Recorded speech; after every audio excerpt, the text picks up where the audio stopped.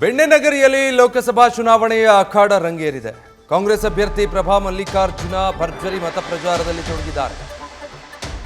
ಕಾಂಗ್ರೆಸ್ ಗ್ಯಾರಂಟಿಗಳನ್ನೇ ಜನರ ಮುಂದಿಟ್ಟು ಪ್ರಭಾ ಮತಬೇಟೆ ಆಡ್ತಿದ್ದಾರೆ. 2,000 ರೂಪಾಯಿ ಹಣದಿಂದ ಜನರ ಜೀವನ ಮಟ್ಟ ಸುಧಾರಿಸಿದೆ ಅನ್ನೋದು. ಚುನಾವಣೆಯನ್ನ ಗೆದ್ದೇ ಗೆಲ್ತೀವಿ ಅಂತ ವಿಶ್ವಾಸ ಕೂಡ ವ್ಯಕ್ತಪಡಿಸಿದ್ದಾರೆ.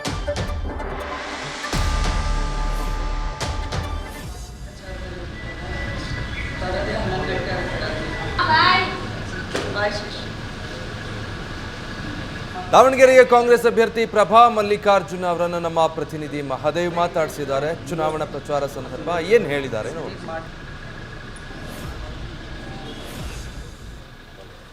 ದಾವಣಗೆರೆ ಲೋಕಸಭಾ ಚುನಾವಣಾ ಕಣ ಈಗಾಗಲೇ ಸಾಕಷ್ಟು ರಂಗೇರಿದೆ. ಹೇಗೆ ನಡೀತಾ ಇದೆ ಮೇಡಮ್ ತಯಾರಿ? ಏನಿದೆ ವಾತಾವರಣ ಜಿಲ್ಲೆಯಲ್ಲಿ? ತುಂಬಾ ಚೆನ್ನಾಗಿ ನಡೀತಾ ಇದೆ. ಯಾಕಂದರೆ ಪ್ರತಿಯೊಂದು ತಾಲೂಕಿನಲ್ಲೂ ಈಗ 3 ಬಾರಿ ಪ್ರಚಾರ ಮಾಡಿ ಬಂದಿದ್ದೀನಿ. ಗ್ರಾಮಸ್ಥರು, ರೈತರು, ಮಹಿಳೆಯರು ಸಾಕಷ್ಟು ಸಂಖ್ಯೆಯಲ್ಲಿ ಬಂದು ಮಾತಾಡ್ತಾ ಇದ್ದಾರೆ. ನಾನು ಹೋಗಿ ಬರೀ ಭಾಷಣ ಮಾಡಿ ಬರ್ತಾ ಇಲ್ಲ. ಅಲ್ಲಿ ನಿಮ್ಮ ಕುಂದುಕೊರತೆ ಏನಿದೆ, ನಿರೀಕ್ಷೆಗಳೇನಿದ್ದಾವೆ, MP ಆದವ್ರದ್ದು ಏನು ಕೊಡುಗೆ ಇದೆ ಅಂತ ಅವ್ರ ಹತ್ರ ಕೇಳ್ತಾ ಇದ್ದೀನಿ. ಸೊ ಜನರೇ ಹೇಳ್ತಾ ಇದ್ದಾರೆ MP ಆದವ್ರದ್ದು ಶೂನ್ಯ ಕೊಡುಗೆ ಇದೆ, ಕ್ಷೇತ್ರದಲ್ಲಿ ಅವರು ಬಂದಿಲ್ಲ. ಸೊ ಆ ರೀತಿ ಜೊತೆಗೆ ನಮ್ಮ ಕಾಂಗ್ರೆಸ್ ಪಕ್ಷದ ಗ್ಯಾರಂಟಿ ಯೋಜನೆಗಳು ಅದ್ರ ಬಗ್ಗೆ ಕೂಡ ಜನ ಭಾಳ ವಿಶ್ವಾಸ ಇದೆ. ಆಮೇಲೆ ನನ್ನ ಬಗ್ಗೆ ಕೂಡ ನಾವು ಮಾಡ್ತಾ ಇರುವಂತಹ ಆರೋಗ್ಯ ಸೇವೆ ಮತ್ತು ಅಪ್ಪಾಜಿ ಮಲ್ಲಣ್ಣವ್ರ ಬಗ್ಗೆ ಇರುವ ಅಭಿಮಾನ, ಶಾಮನೂರು ಕುಟುಂಬದ ಅಭಿಮಾನ, ಇದೆಲ್ಲದೂ ಕೂಡ ಚೆನ್ನಾಗಿ ಸ್ಪಂದಿಸ್ತಾ ಇದ್ದಾರೆ ಜನ. ಮೇಡಮ್, ಈಗ BJP MP ಅವರು ಒಂದು ಬುಕ್ಲೈಟನ್ನು ನಾನು ಜಿಲ್ಲೆಗೆ ಏನೇನು ಮಾಡಿದ್ದೀನಿ ಅಂಥೇಳಿ ಬಿಡುಗಡೆ ಮಾಡಿದ್ದಾರೆ. ತಾವು ನೋಡಿದರೆ ಏನು ಮಾಡಿಲ್ಲ ಅಂತ ಹೇಳ್ತಾ ಇದ್ರಿ. ಅಲ್ಲ, ಅದನ್ನು ಜನ ಡಿಸೈಡ್ ಮಾಡಲಿ. ಯಾಕಂದರೆ ನಾನು ಮೊನ್ನೆ ಒಂದು ವಿಡಿಯೋ ನೋಡ್ತಾ ಇದ್ದೆ, ಯಾರೋ ಫಾರ್ವರ್ಡ್ ಮಾಡಿದರು. ಕುಂದವಾಡ ಕೆರೆ ಮುಂದೆ ನಿಂತ್ಕೊಂಡು ಮಾತಾಡ್ತಾ ಇದ್ದಾರೆ. BJP ಅವರ ಪೇಜ್ನಲ್ಲಿ ಬಂದಿದೆ ಅದು. ಅದರಲ್ಲಿ ಯಾರು ಕೆರೆ ಅಭಿವೃದ್ಧಿ ಮಾಡ್ತಾರೆ ಅವ್ರಿಗೆ ವೋಟ್ ಹಾಕ್ತೀವಿ ಅಂತ. ಸೊ ನನಗನ್ಸುತ್ತೆ, ನಾನು ಬುಕ್ ಓದಕ್ಕೆ ಹೋಗಿಲ್ಲ. ಬುಕ್ನಲ್ಲಿರೋದೆಲ್ಲ ಅದೇ ರೀತಿ ಇರುತ್ತೆ. ಸ್ಮಾರ್ಟ್ ಸಿಟಿ ವರ್ಕ್ ಇರ್ಬೋದು ಅಥವಾ ಇನ್ನೊಬ್ರು ಮಾಡಿರೋ ಅಭಿವೃದ್ಧಿ ನಾವು ಮಾಡಿದ್ದೀವಿ ಅಂತ ಹೇಳ್ತಾ ಇರ್ತಾರೆ.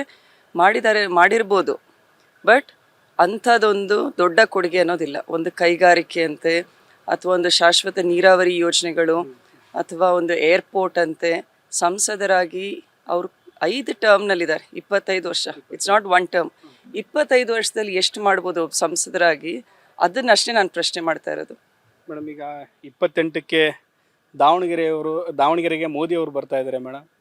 ಮತ್ತೆ ಈ ಥರ ಈಗ ಕಾಂಗ್ರೆಸ್ ಟ್ರೆಂಡ್ ಆಗ್ತಾ ಇದೆ ಅಂತ ಹೇಳಿದ್ರು. ಮತ್ತೀಗ ಟ್ರೆಂಡ್ ಚೇಂಜ್ ಆಗುತ್ತಾ ಅಂತ? ಇಲ್ಲ, ಏನು ಟ್ರೆಂಡ್ ಚೇಂಜ್ ಆಗಲ್ಲ.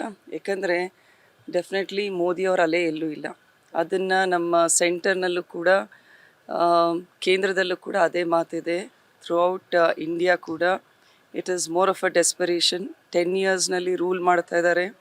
ನಮ್ಮ ಸಂವಿಧಾನ ರಕ್ಷಣೆ ಆಗಬೇಕಾಗಿದೆ. ಎಲೆಕ್ಷನ್ ಬಾಂಡ್ಸ್ ಅಂತೆ, ಇನ್ಫ್ಲೇಷನ್ ಅಂತೆ, ಅನ್ಎಂಪ್ಲಾಯ್ಮೆಂಟ್ ಅಂತೆ.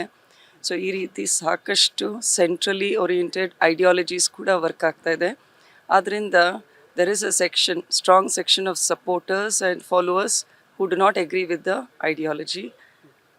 ಅದಕ್ಕೆ ಮೋದಿ ಅಲೆ ಅಂತ ಇಲ್ಲ. ನಮ್ಮ ದಾವಣಗೆರೆಯಲ್ಲಿ ಮಾತ್ರ ಡೆಫಿನೆಟ್ಲಿ ಕಾಂಗ್ರೆಸ್ ಅಲೆ ಇದೆ ಅಂತ ನಾನು ಬಯಸ್ತೀನಿ.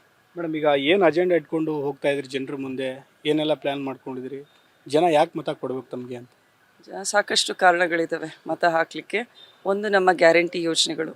ಮೊದಲನೇದಾಗಿ ನಾವೇನು ವಿಧಾನಸಭೆ ಚುನಾವಣೆಗಿಂತ ಮುಂಚೆ ಪ್ರಾಮಿಸ್ ಮಾಡಿದ್ವಿ, ಅದೆಲ್ಲ ಗ್ಯಾರಂಟಿಗಳನ್ನು ಈಡೇರಿಸಿದ್ದೀವಿ. ಸೊ ಜನರಿಗೆ ಸಂತೃಪ್ತಿ ಇದೆ.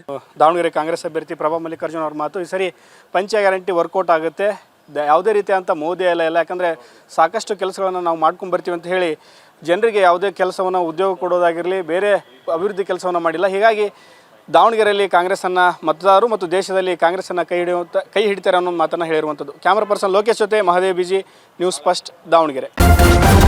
ನ್ಯೂಸ್ ಫಸ್ಟ್, ನಿರ್ಭೀತಿಯಿಂದ ನಿಮ್ಮ ಪರವಾಗಿ.